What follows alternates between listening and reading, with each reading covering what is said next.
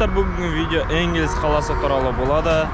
Бұл кішкентай шағын қалаға мен сіздерге обзор жасап беретін боламын. Жалпы бұл қалаға обзор жасамас едім, бірақ бір күні болса, бір күні менен сұрар еді: сен Саратовқа бардың ба? Иә, бардым. Энгельске бардың ба? Жоқ десем, маған айтар еді: дәл қасында тиіп тұрған, неге бармадың деді. Сондықтан мен осы шағын қалаға видео обзор жасамақшымын. Шын мәнінде тиіп тұр, міне мосттың ар жағында Саратов, ал бер жағында Энгельс.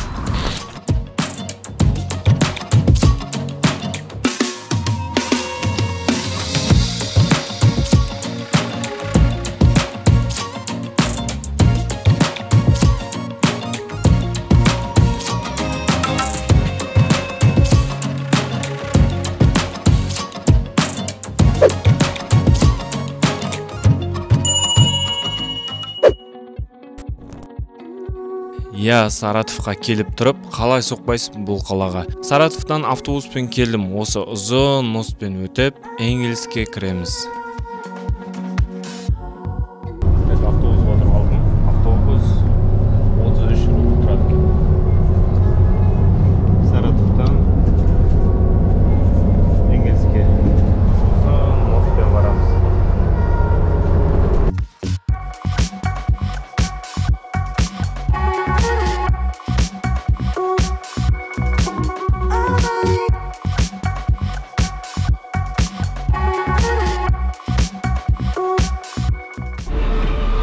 Жаңа ғана автобустан түстім. Саратовтан Энгельске бір 15 минутта жүрген болармын. Осыған дейін айтқандағыдай, Саратовта, осы Энгельсте де автобустың бағалары әртүрлі екен. Мен жаңа 33 рубльге келдім. Оған дейін жүргендерде 20 рубль болды, 25 болды, 29 болды даже. Кейбір жерлерде 33, 35 әртүрлі. Сондықтан сол жағынан кішкене қызықтау екен. Ең бірінші Энгельстің қақ ортасында орналасқан осы бұқаға келдім. Бұл бұқа қаланың символы. Энгельсті аралауды мен осы бұқадан бастамақшымын. Бұл Энгельстің символы десе де болады. Интернеттен жазып топ 10 мест, топ 10 орын баратын деп қарасаңыздар, осы бұқа шығады. Жалпы Энгельс 1747 жылы іргетасы қаланған екен. Өте ескі қала. Және де баратын жерлер ондай қатты көп емес, кішкентай қала. Сондықтан мен ойлаймын, тез-тез сіздерге Энгельсте баратын жерлерді көрсетіп ұстаймын деп. Ең бірінші осы бұқа. Неге қала Энгельс деп аталатын білесіз бе? Осының алдында қала Покровск деп аталды. 1931 жылы неміс философы Фридрих Энгельс құрметіне қала атын берген екен. Сол Фридрих Энгельстің құрметіне арналған ескерткіш және үлкен алаң бар қалада.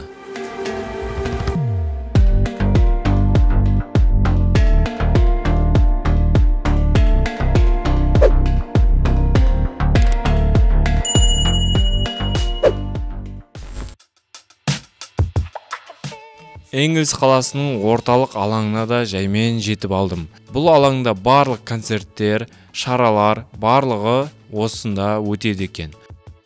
Ал бұл жер Энгельстіктердің концерт болатын главный площади. Яғни бүкіл концерттер, шаралар барлығы осы жерде болады. Мына көріп тұрсыздар ғой, даже 9 майға арналған концерттің сахнасы барлығы құрылып тұр. Орталықта өздерінің танымал адамдарының фотосын қою модасы бар екен осы жақта. Байқағаным, осындай главный площадьтарда, осындай доска почеты деген бар екен. Осындай жерге өздерінің белгілі, атақты, знаменитті адамдардың барлығын фотоларын салып қояды екен. Білмеймін енді қаншалықты қызықты емес екен. Маған қызық болып тұр да. Егер Саратовта да дәл осылай болса, Энгельсте де дәл осылай болса, ойлаймын да, басқа қалалардың барлығында да солай ма екен деп. Егер сіздер басқа да Ресейдің қалаларында болсаңыз, осындай площадьтарында, ең главный площадьтарында осындай доска почеты көрсеңіздер, осы видеоның төмен жағына комментарияға жаза кетіңіздер.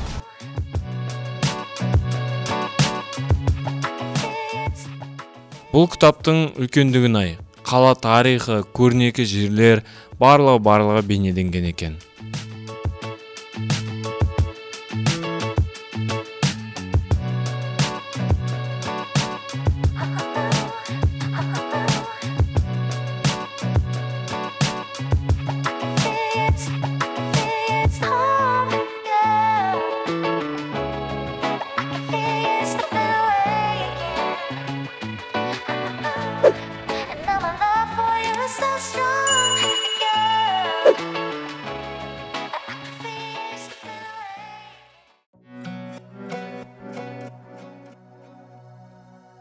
Осы жерге келгенден кейін дәл қасында парк тұр.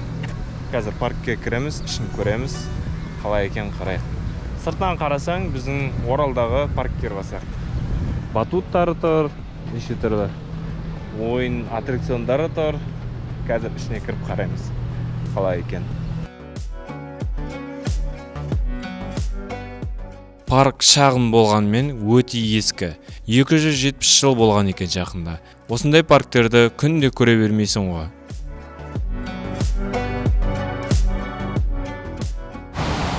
Біздің Оралдағы парктер бар сияқты деп асыра сілтеп айтып жүрген екен. Біздің Оралдағы паркте точно мынандай аюлар өрмелеп бара жатқан. Ондай жоқ. Қатырып жасап қойған екен.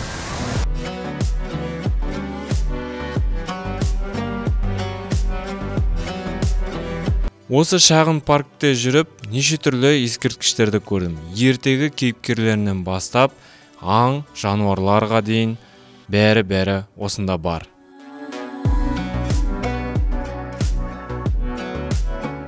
Орыстар негізінен скульптура жасау дегендерді қатырады екен шынымен. Парктеріне кірсеңіздер, байқағаным өзім. Саратовта да, Энгельсте де толып тұр ғой. Мен жаңа 10 шагаттадым, уже 5-6-ын көрдім.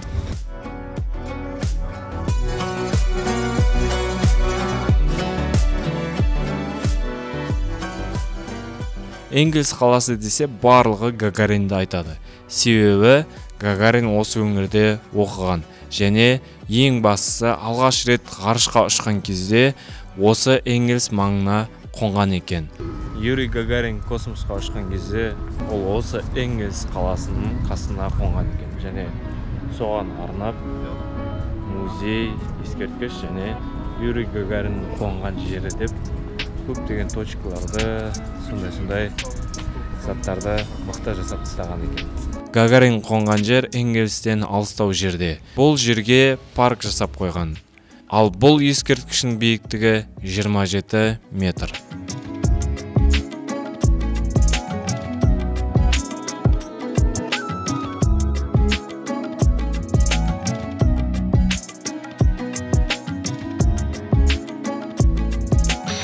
Энгельс қаласындағы ең әдемі жер қай жер деп сұрасаңыздар, осы жағалау айналасы деп айтар едім.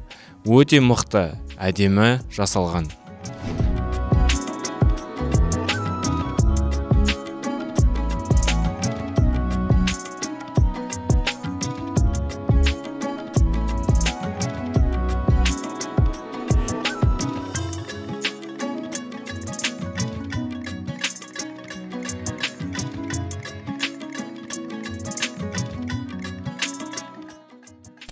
Вот набережныйды жасауды орыстар қатырады екен негізінен. Энгельстің набережный маған ұнап тұр. Өте мықты. Егер 5 балды нешеуін қоясын десе, мен 5 балдың 5-еуін де қояр едім. Шап-шағын, комфортны, өте әп-әдемі. Ең бастысы адамдарға ыңғайлы, әдемі, таза, сондай мықты етіп жасап қойған. Қараңыздар, қарапайым отырғыш. Набережныйдағы отырғыш. Столымен, отырғышымен, ескілеу әрине. Бірақ қалай аккуратно жасап тастаған, иә? Отырып тамақ іше алмайсың енді. Арғашықтығы өте үлкен. Бірақ аккуратно жасап тастаған. Егер сіз Энгельсқа келіп жатсаңыздар, міндетті түрде осы набережныйға келіңіздер.